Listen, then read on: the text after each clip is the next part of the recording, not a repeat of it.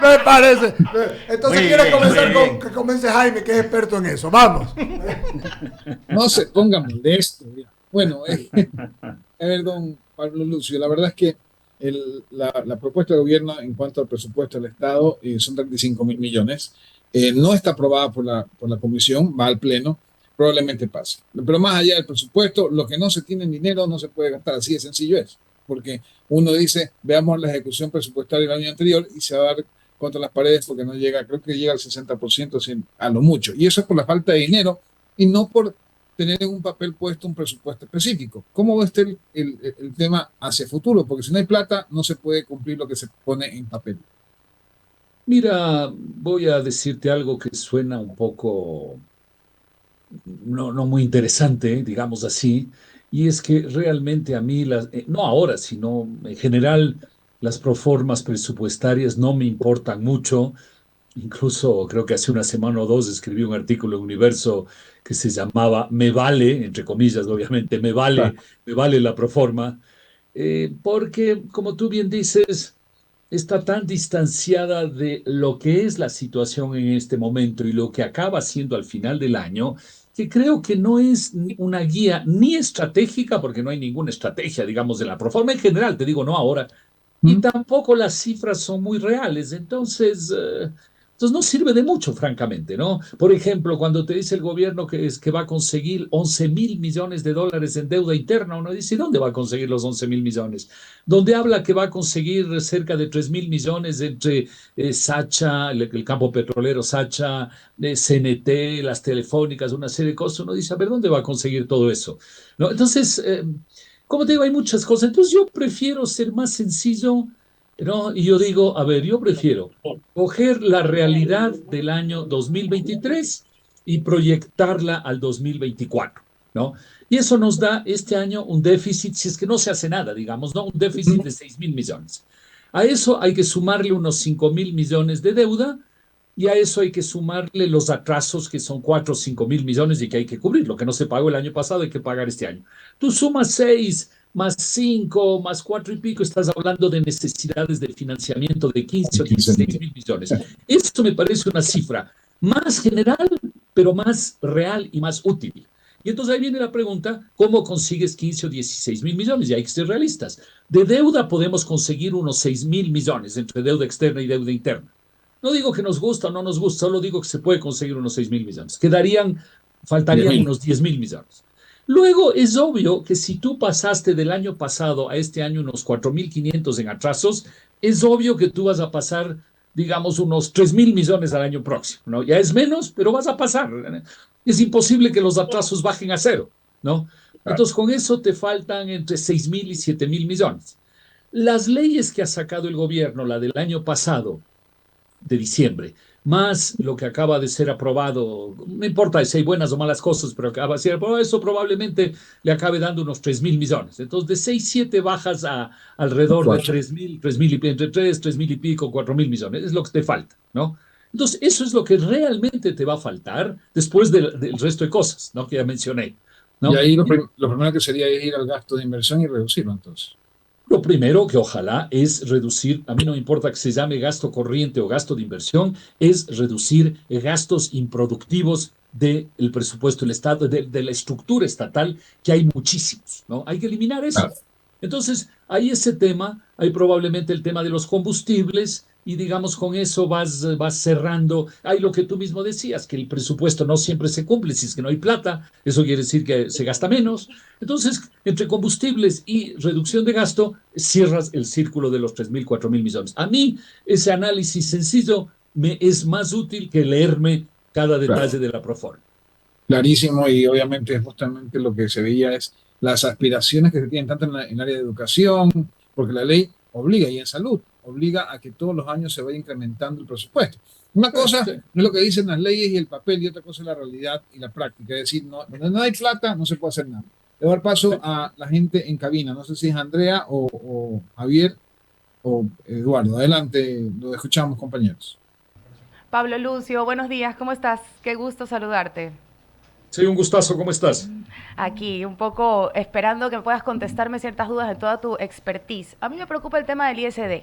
¿Cómo lo ves?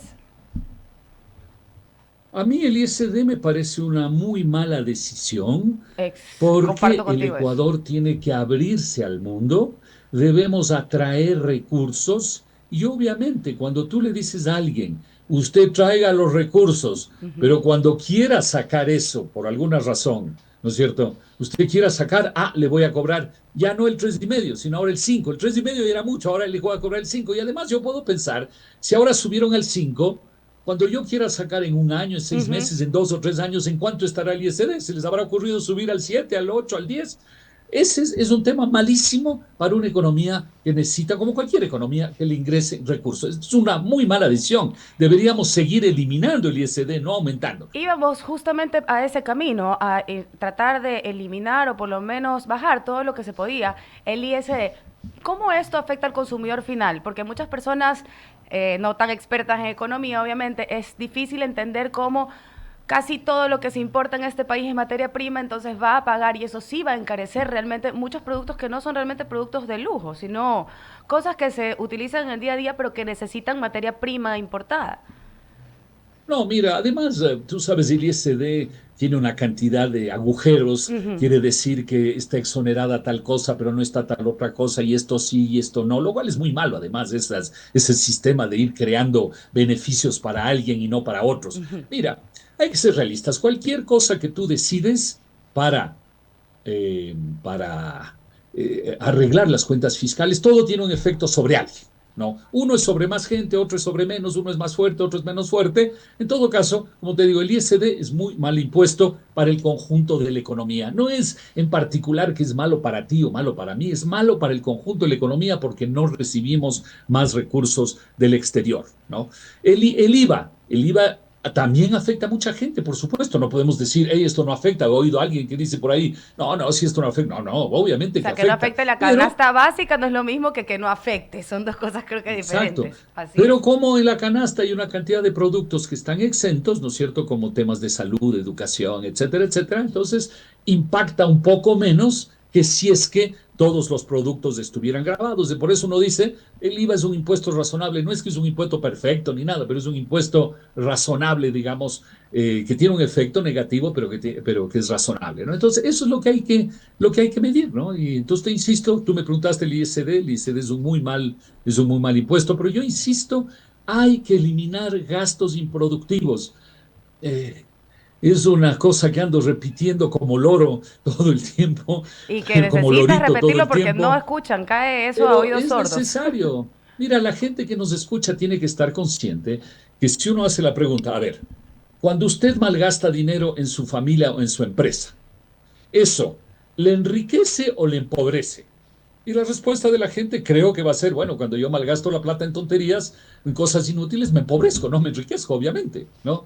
Y eso sucede lo mismo con el Estado. Cuando el Estado malgasta nuestro dinero, porque el dinero es nuestro, la sociedad se empobrece, igual que cuando nosotros malgastamos. Por eso hay que obligarle al Estado a eliminar gastos inútiles e improductivos.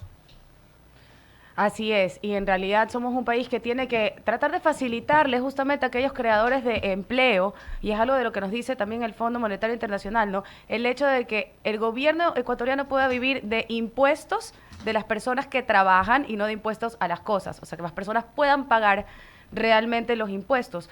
¿Tú ves alguna salida para poder recaudar de mejor manera o más eficiente? Vimos que en enero más bien hubo una disminución, si mal no recuerdo, de recaudación de los impuestos. Mira, yo creo que el Ecuador necesita una reforma completa del sistema tributario que implique tres cosas. Una, bajar los impuestos, las tasas de los impuestos. Segundo, simplificar los procesos. Y tercero, eliminar tanta ventaja, agujero, exoneraciones que hay en el sistema. Todo eso hay que cambiarlo, ¿no? Debería ser una reforma a fondo, porque eso haría también que es más fácil ir donde la gente que no paga y hacerle que pague, porque este también es un tema fundamental. Hay mucha gente que no paga, Así ¿no? es. Entonces, Y es son lo que grandes debería haber. aportadores los que no Menores pagan. tasas, más simple y sin tanta exoneración debería haber. Ahora, si no hacemos esa reforma, que no creo que la vamos a hacer, pero si no hacemos esa reforma, al menos hay que simplificar los procesos y al menos hay que ir a buscar a la gente que no pague para que también paguen, porque es injusto. Así Si es. tú pagas, si yo pago, si la gente que nos oye paga y otros no pagan, entonces es injusto, porque unos sí y otros no. Así es, así es. Y es parte de por qué el país tiene tan alto el riesgo país, porque justamente nuestros impuestos son a dedo. Te paso a Ramirito, que está aquí listo para preguntarte. Un abrazo. No me deja Cuídate, hablar. No deja de preguntar, Pablo Lucio, ¿cómo está? Ramiro Cepeda te Pero- saluda. Pero la entrevista corta ya se acabó. Así es que el abogado Mendoza tiene un raro sistema de evaluación, lo corto y lo largo. Ah, perfecto. Pablo Lucio, no me solo una sorprende, pregunta. no me sorprende. Solo una pregunta. Los atrasos en el sector público están en el rango de los 5.500 millones de dólares. Cantidad nunca antes vista en esto. ¿Hacia dónde vamos? Porque esto, lejos de reducirse, tiende a crecer. Y la cadena de no pagos que origina esta falta de movilidad del dinero y pagos desde el sector público a sus proveedores de bienes y servicios está llevando casi como que a un colapso o estancamiento de la economía. No, es muy grave. Por lo que tú dices, esto puede romper la cadena de pagos. ¿Qué es la cadena de pagos? Que digamos en este caso el gobierno le paga a alguien, ese alguien le tiene que pagar a otra persona, esa otra persona tiene una deuda con el banco, la cooperativa y tiene que pagarla. El rato que el gobierno no cumple con lo suyo, el uno no recibe, el otro tampoco, al final al banco y a la cooperativa le tienen que decir, ya no puedo pagar porque no me pagaron, y entonces se genera un círculo muy negativo en la economía. ¿Qué es lo que tiene que suceder? Como decía hace un momento, yo creo que siendo realistas, sin engañarnos, si del año pasado a este año pasaron, bueno, tú hablas de más de 5.000 millones, tal vez ahora ya en marzo, pero digamos, del año pasado a este año pasaron como 4.500 millones de atrasos, al menos deberíamos del año 2024 a 2025 pasar menos atrasos que el año anterior. O sea, por lo menos bajar de 4.500 a, no sé, 2.500, 3.000. Porque no nos engañemos, bajar de 4.500 a 0 o a 500, eso no se va a dar, ¿no? Entonces, por lo menos hay que pagar a los que en este momento se les debe y luego a final de año habrá a otros que decirles esperen el año 2025. Esa es la realidad. Yo no digo que sea lo bueno, solo digo que esa es la realidad de lo que va a suceder. Pagarle a los que están ya bastante demorados. Pablo Lucio, muchas gracias por habernos atendido. Le pongo aquí Un abrazo a ustedes, a la ya gente, no a pregunto todos. más, no, querido. a definir las preguntas largas y cortas. Dejamos ahí nomás, para la próxima quedamos. Te mandamos un gran abrazo, querido Igual, amigo. gran abrazo, Me quedé cuídense. con ganas de comentar tu Chao. artículo del sábado, será para la próxima. Un abrazo, buenos días. Es que igual liga, pues usted también. Pues. No, pero es que sí, hizo un Está buen bien, partido. está bien. Claro, Paremos claro. corte porque